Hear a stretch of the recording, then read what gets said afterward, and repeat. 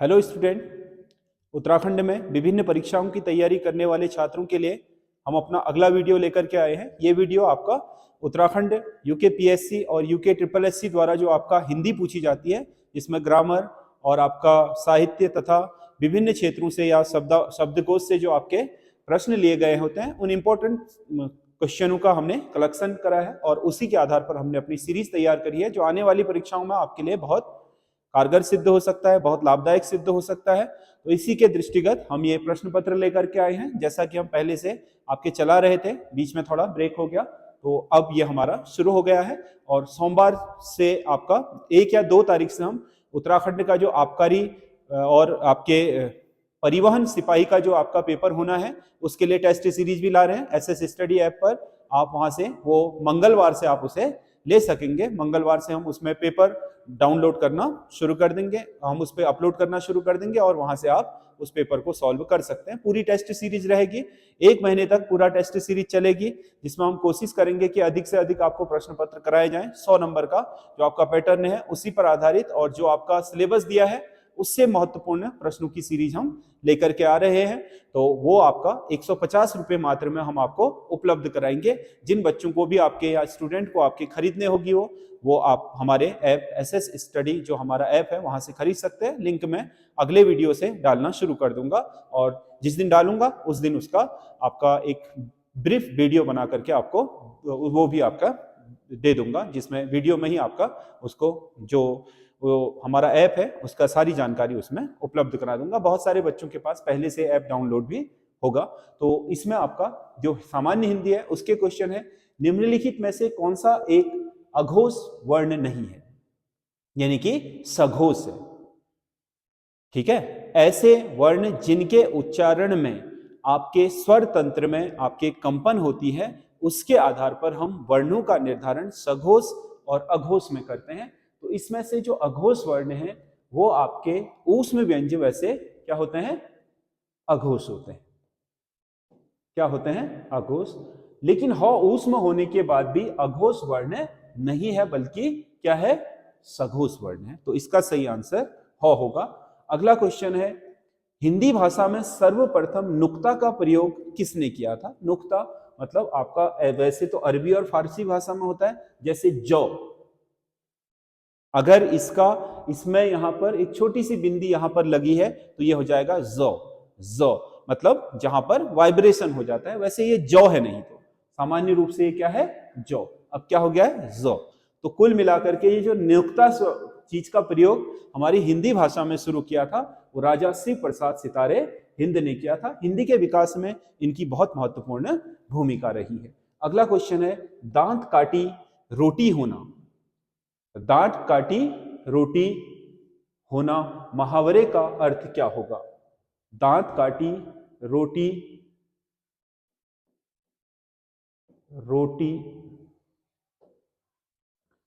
दांत काटी रोटी होना मुहावरे का अर्थ क्या होगा। दांत काटी रोटी का मतलब है आपका अधिक प्रिय, जिसके साथ बहुत अधिक आपके क्या हो, गहरी दोस्ती हो। मतलब गहरी दोस्ती, यानी कि जो व्यक्ति बहुत प्रिय हो उसी से गहरी दोस्ती हो सकती है, तो उसी को हम बोलते हैं दांत काटी रोटी होना। आत्म श्लाघा शब्द का सही अर्थ होगा। आत्म श्लाघा मतलब, श्लाघा का मतलब क्या होता है, गुणगान, और आत्म मतलब स्वयं का गुणगान करने वाला, उसे हम आत्म श्लाघा बोलते हैं। यानी कि अपनी प्रशंसा खुद करना, अपनी प्रशंसा स्वयं करने वाला व्यक्ति क्या कहलाता है, आत्म श्लाघा कहलाता है। निम्नलिखित में से कौन सा शब्द देशज है।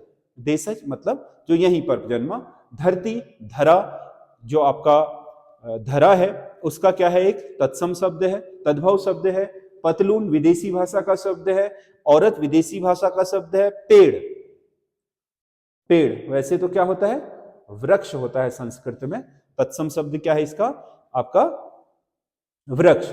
लेकिन पेड़ शब्द क्या है आपका, एक तरीके से हमारा देशज शब्द है। क्योंकि अधिकतर आपने देखा होगा उच्छिप्त व्यंजन वाले जितने भी आपके शब्द होते हैं जिनमें उच्छिप्त व्यंजनों का प्रयोग होता है वो आपके देशज होते हैं। एक गौर करने वाली बात है ये। तो इसमें ड़ आपका क्या है, एक उच्छिप्त व्यंजन। उपक्षिप्त व्यंजन ये दोनों हैं, ड़ और ढ। तो इन दोनों के होने से अधिकतर शब्द क्या बन जाते हैं, क्या बन जाते हैं आपके देशज शब्द, यानी कि वो संस्कृत से नहीं आए, संस्कृत के जैसे भी नहीं है, विदेशी भाषाओं से भी नहीं है, बल्कि हमारे देश के किसी भाषा में उनका उद्गम हुआ है भारत की सीमाओं के अंदर, इसीलिए उन्हें हम क्या बोलते हैं, देशज शब्द बोलते हैं। अगला क्वेश्चन है, मनोहर शब्द में कौन सी संधि होगी? मन धन हर, मनः धन हर। ठीक है, तो इसमें होता क्या है कि जो आपका ये विसर्ग है, अगर इससे पीछे क्या है, इसके आगे स्वर हो और इसके पीछे क्या हो, कोई आपका क्या बोलते हैं, ऊष्म व्यंजन हो, तो ये ओ में बदल जाता है। तो जो आपका विसर्ग है वो ओ में बदल जाएगा और ये हो जाएगा मनोहर। तो इसका मतलब मनोहर शब्द में है विसर्ग संधि। अगला क्वेश्चन है, भारतीय समाज का पुनरुत्थान शिक्षा के विकास से ही संभव है। वाक्य में रेखांकित पद की सही वर्तनी क्या होगी? सही वर्तनी पुनरुत्थान, पुनरुत्थान, तो इसका सही वर्तनी होगी पुनरोत्थान। क्या होगी? पुनरोत्थान। यहां पर ये नहीं, बल्कि रॉ पूरा नहीं, बल्कि क्या, रॉ में ऊ की मात्रा के साथ होना चाहिए, पुनरोत्थान। तो ये इसका सही वर्तनी है, यानी कि सही शब्द ये है।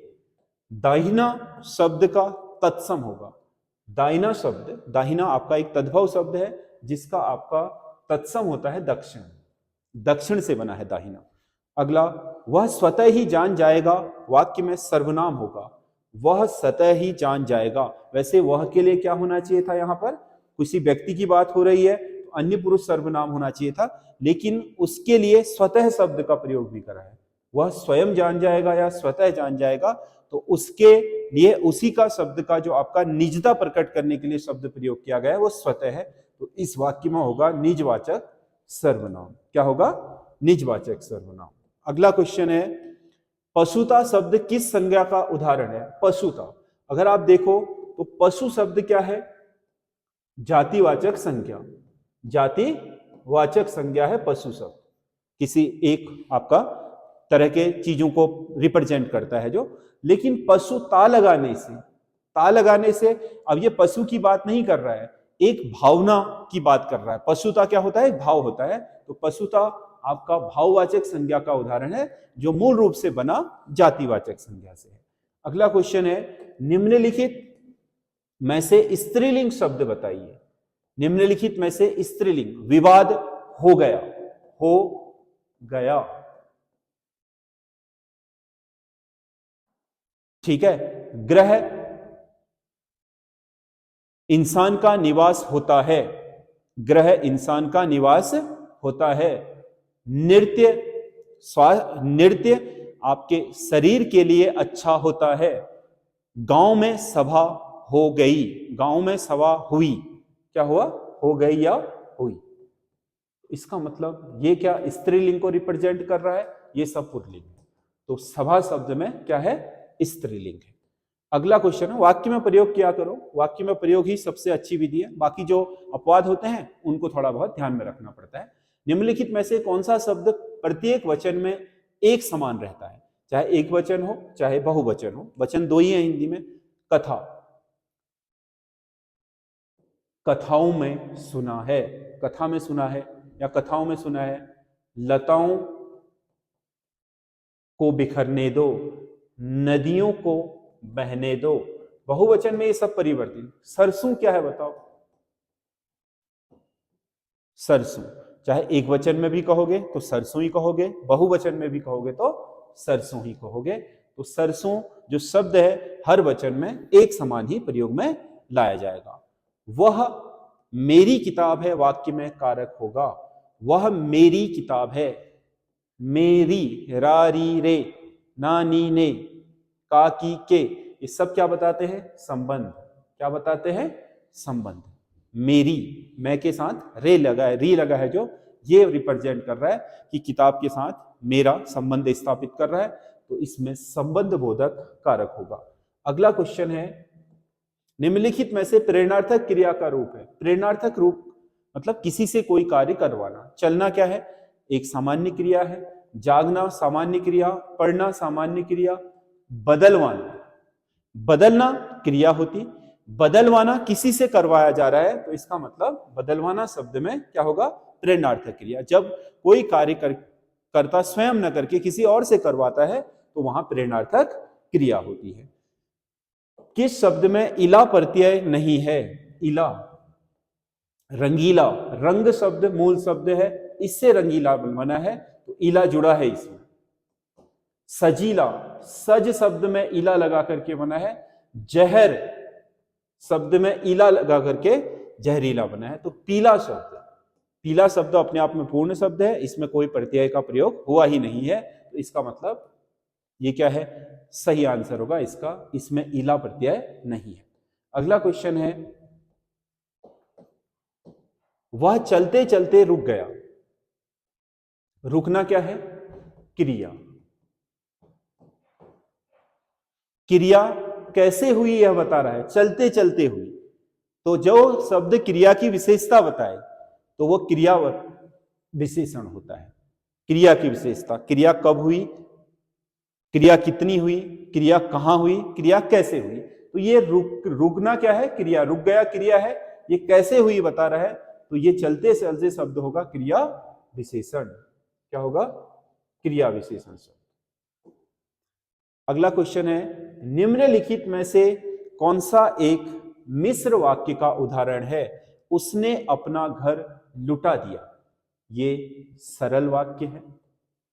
सूरज उगने पर अंधेरा जाता रहा, सरल।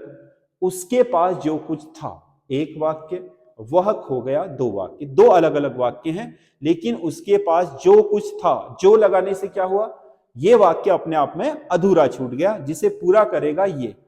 जब किसी वाक्य में एक वाक्य को दूसरा वाक्य पूरा करता है, एक उपवाक्य दूसरे उपवाक्य के बिना पूरा नहीं होता है, तो उसे बोलते हैं मिश्र वाक्य। उसने खाया और सो गया, जहां और लगा होता है, उसने खाया वह सो गया, दो वाक्य हैं ये अलग अलग है। उसने खाया पूरा हो गया यहां पर, सो गया और वह सो गया ये भी पूरा हो गया, तो यह है संयुक्त वाक्य। तो आपसे पूछा है मिश्र वाक्य, तो उसका उदाहरण है तीसरा, उसके पास जो कुछ था वह खो गया। अगला क्वेश्चन है, कौन सा एक वाक्य शुद्ध है? कौन सा एक वाक्य शुद्ध है? हलवा गरम गरम अच्छी लगती है। हलवा पुल्लिंग है, यहां सब स्त्रीलिंग शब्द है, गलत। जामुन पकने से पहले हरी होती है। जामुन अपने आप में पुल्लिंग है, तो यहां पर हरा होना चाहिए। ये आपका इसका जो विशेषण प्रयोग बनाया गया है वो पुल्लिंग की जगह स्त्रीलिंग है, ये भी गलत है। पेड़ लगाओ जीवन बचाओ, पेड़ लगाओ जीवन बचाओ, ये वाक्य बिल्कुल सही हो जाएगा। मैंने गुरु जी का दर्शन किया, दर्शन बहुवचन होता है, किए होना चाहिए था। मैंने गुरु जी के दर्शन किए, यहां पर आपके एक तो के आपका जो कारक चिन्ह है वो गलत लगा हुआ है, और दूसरा यहां पर बहुवचन होना चाहिए, दर्शन हमेशा बहुवचन होता है, तो यहां पर किए होना चाहिए था, तो ये यहां पर गलत हो गया है, तो ये भी गलत है, ये वाला आपका सही है। अगला, जिसके पास घर ना हो उसको एक शब्द में क्या कहेंगे? ग्रही। ग्रही का मतलब तो गृहस्थी हुआ। अकिंचन, जिसके पास कुछ ना हो। अभिषेक, अभिषेक का मतलब तो टीका होता है। अनिकेत, निकेत, निकेत का मतलब निकेतन घर है, अनिकेतन मतलब बेघर, तो इसका सही उत्तर होगा अनिकेत। अगला क्वेश्चन है, पिथौरागढ़ के काली नदी से लगे क्षेत्र में बोले जाने वाली बोली है। काली नदी का जो क्षेत्र है, बॉर्डर है, उसमें जो बोली बोली जाती है, इनमें से जो है वो आपका अस्कोटी। अस्कोट पिथौरागढ़ के नेपाल बॉर्डर पर है। सिरियाली तो आपको पता है, जो आपका ऊपर डीडी हाट वाला क्षेत्र है वहां बोला जाता है। गंगोली, गंगोली हाट वाले में, और दनपुरिया, अल्मोड़ा और जो बागेश्वर का बॉर्डर वाला क्षेत्र है वहां पर बोली जाती है। तो इसमें से सही आंसर अस्कोटी होगा। अगला क्वेश्चन है, कौन सा एक कामदेव का पर्यायवाची शब्द है? कामदेव, पिसुन, मार, अंबु, पुरंदर। जो कामदेव का पर्यायवाची है वो होगा मार। ठीक है, कामदेव का एक पर्यायवाची मार भी होता है। अगला क्वेश्चन है, विलोम शब्दों के जोड़े दिए गए हैं, कौन सा एक योग में गलत है? अक्षर, क्षर विलोम है, सही है। कुसुम मतलब कोमल, वज्र का मतलब कठोर, ये भी सही है। मानवता नृशंसा यानी कि मानवता और अमानवता, ये भी सही है। रथी और मंडन, ये गलत है। रथी का क्या होना चाहिए था? सारथी, मतलब जो रथ में चढ़ा है, रथ को चलाने वाला, रथी का सारथी भी होता है। और आपका मंडन का आपका खंडन भी होता है। तो इसका मतलब ये आपके विलोमार्थक शब्द नहीं है, तो इसका सही आंसर यही होगा। अगला क्वेश्चन है, निम्न में से कौन सा एक शब्दालंकार है? शब्दालंकार, उपमा, रूपक, उत्प्रेक्षा, यमक। देखो, जो मुख्य शब्दालंकार है वो आपका अनुप्रास है, श्लेष है और यमक है। ये तीन, वैसे तो 5 होते हैं, लेकिन ये 3 जो आपको सिलेबस में पूछे जाते हैं, ये 3 मुख्य शब्दालंकार हैं जिनमें शब्दों के व्यवस्था के कारण चमत्कार उत्पन्न होता है। उपमा है, रूपक है, उत्प्रेक्षा है, ये सब आपके अर्थालंकार में आते हैं। तो इसका सही आंसर यमक होगा। अगला क्वेश्चन है, पद्मावत महाकाव्य की रचना किस भाषा में हुई है, या किस भाषा में लिखा गया है पद्मावत? पद्मावत मलिक मोहम्मद जायसी का एक ग्रंथ है जो शेरशाह सूरी के काल में लिखा गया था, और उस समय आपका इस ग्रंथ की रचना जायसी ने अवधी भाषा में की थी, अवधी भाषा में। अगला है, अवकाश नियुक्ति पद वृद्धि की सूचना के लिए किस पत्र का उपयोग किया जाता है? आपका अवकाश स्वीकृत हो गया है, आपकी नियुक्ति इस पद पर की जाती है, आपका पद में पदोन्नति हो गई है, ये सब बताने के लिए कार्यालय जो पत्रों का प्रयोग किया करता है उन्हें क्या बोलते हैं? कार्यालय आदेश बोलते हैं। क्या बोलते हैं? कार्यालय आदेश। तो ये आपका हिंदी की सीरीज के महत्वपूर्ण आपके जो क्वेश्चन है उनकी श्रृंखला है। आपको कैसा लगा कमेंट करके जरूर बताइएगा, और हमारे साथ जुड़े रहिए एसएस स्टडी के साथ। आपके उत्तराखंड या अन्य क्षेत्रों में जो सरकारी नौकरी है उसकी तैयारी करने के लिए, अच्छे से अच्छे मटेरियल प्राप्त करने के लिए आप हमारे चैनल एसएस स्टडी के साथ जुड़े रहिए। धन्यवाद।